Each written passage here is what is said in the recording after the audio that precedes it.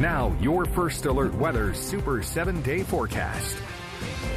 Relatively busy Super 7-day forecast. Several opportunities for much needed rain on the way. Unfortunately, it's going to impact plans late tonight and especially tomorrow morning with the rush hour. On First Alert radar this afternoon, rain is most widespread across Mississippi and Louisiana. The bigger picture across the eastern half of the country, high pressure in New England, low pressure on the Gulf Coast, and again, a lot of unsettled weather in between those two systems, and we're on the rainy side, thankfully, as we see by 9 p.m. rain starting to build in. By midnight, definitely seeing a soaker. And similar to the weekend, we do have the possibility of a very isolated, brief window of some freezing drizzle in the highest elevations of the Georgia mountains. This is not going to be a big deal.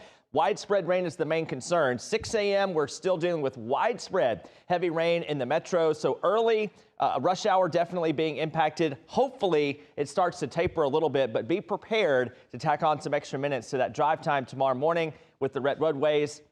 Hydroplaning not out of the question either, since some of that rain will be heavy. Clearing happens tomorrow night, and that's going to get us into that freeze I mentioned Wednesday morning. The next system in here later this week, we'll see a few showers on Thursday. It looks like the bigger system arrives on Friday with better moisture. And similar to what we're dealing with now, we'll have some winter weather not too far away up into the western Carolinas and into the Virginias. It stays all rain in Georgia, but it does look like we'll have a soggy end to the week. The good news at the moment for the SEC championship game here in Atlanta on Saturday, this is going to be moving on out. You can see that area of low pressure on the East Coast pulling away from Georgia. So right now we're looking at mostly dry weather for the weekend with highs in the 50s. Looks like we'll stay dry into Monday of next week.